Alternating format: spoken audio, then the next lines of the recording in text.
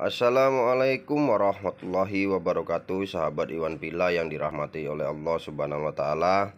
Marilah senantiasa kita memanjatkan puji syukur kehadirat Allah Subhanahu wa Ta'ala atas limpahan rahmatnya kepada kita semua.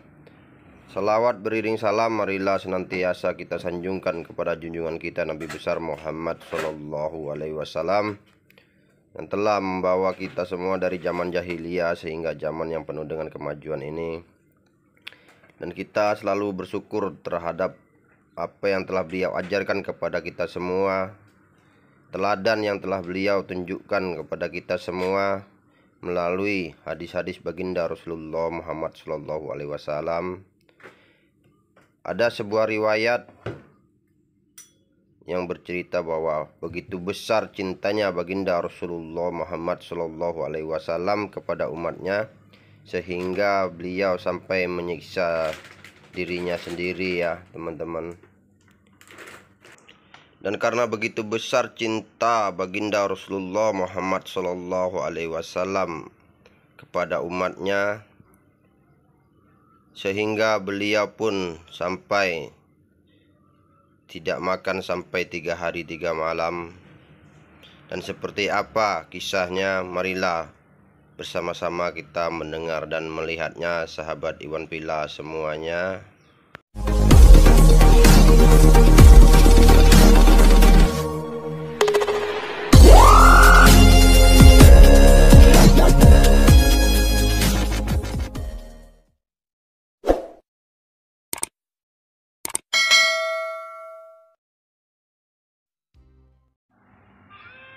Bismillahirrahmanirrahim.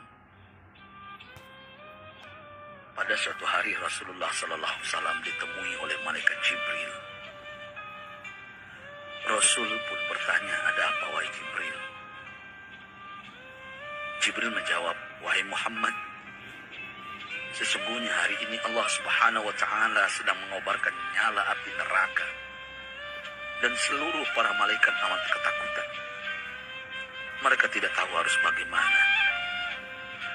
Untung aku ingat," kata Jibril, "bahwa engkau Muhammad adalah sumber cinta dan sayang Allah Subhanahu wa Ta'ala kepada alam semesta.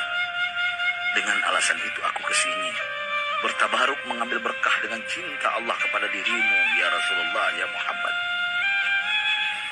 Rasulullah terdiam beberapa saat, kemudian bertanya lagi, "Wahai Jibril, ceritakan padaku bagaimana neraka itu sesungguhnya."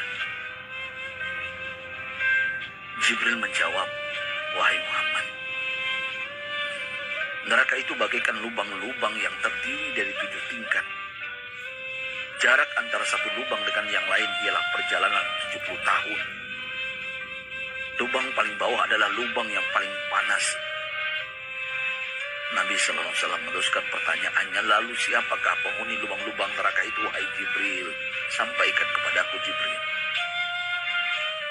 Jibril menjawab, "Lubang yang paling bawah diciptakan untuk orang-orang munafik. Lubang yang berikutnya untuk penyembah berhala, lalu untuk penyembah bintang dan matahari." Jibril terus menerangkan penghuni tingkatan neraka hingga lubang yang kelima, tempat umat Yahudi, dan yang keenam dihuni oleh umat Nasrani. Setelah menjelaskan penghuni 6 tingkatan neraka, Jibril diam cukup lama. Rasulullah SAW penasaran dan bertanya kepada Jibril, "Wahai Jibril, siapakah penghuni neraka yang ketujuh?" Jibril diam saja tidak menjawab. Rasulullah SAW mengulangi pertanyaannya, tapi Jibril tetap diam. Rasulullah tambah penasaran dan mendesak Jibril agar dijawab pertanyaannya. Akhirnya Jibril pun berkata, "Umatmu, wahai Muhammad, mereka itu para pelaku dosa besar di kalangan umatmu, yang dimana sampai mereka mati belum sempat bertaubat." Mendengar jawaban Jibril, Rasulullah langsung jatuh pingsan. Jibril merangkulnya dan meletakkan tubuh baginda di atas pangkuannya. Tak berapa lama Rasulullah SAW sadar dan langsung menangis bersimbah air mata dengan terisak-isak. Rasulullah mempertegas pertanyaannya, "Wahai Jibril, apakah benar ada di antara umatku yang masuk neraka?" Jibril menjawab, benar wahai Muhammad, pelaku dosa besar di antara umatmu yang belum bertaubat. Setelah itu Rasulullah menghadap kiblat dan sujud kepada Allah dalam isak tangisnya. Sesekali dengan suara pelan beliau membisikkan kata-kata, ummati ya Rabb, ummati, ummati, ummati. Beliau sallallahu alaihi wasallam tidak mengangkat kepalanya dalam keadaan seperti itu selama 3 hari 3 malam, kecuali setiap Bilal bin Rabah mengumandangkan azan, barulah beliau bangkit untuk menjadi imam, dan setelah itu kembali sujud lagi. Pada hari ketiga Abu Bakar menyadari hal ini, beliau mengetuk pintu Rasulullah dan mengucapkan salam 3 kali namun tidak terdengar jawaban. Abu Bakar sedih dan berseru di hadapan pintu Nabi besar Muhammad SAW. Apakah ada jalan untuk masuk ke rumahmu ya Rasulullah? Tetap tidak ada jawaban. Di jalan Abu Bakar bertemu sahabat Umar. Mengapa engkau menangis wahai Abu Bakar? Kata Umar. Abu Bakar menceritakan keadaan Rasulullah SAW. Maka Umar pun melangkah menuju rumah Rasulullah dan terjadilah hal yang sama. Umar pun pulang dan menangis. Di jalan Umar bertemu sahabat Salman Al-Farisi. Dengan terisak Umar bercerita kepada Salman hingga membuat dia amat sedih namun tidak berani mengulangi hal yang sama. Salman melangkah menuju rumah Fatimah radhiyallahu anha dan menceritakan hal itu.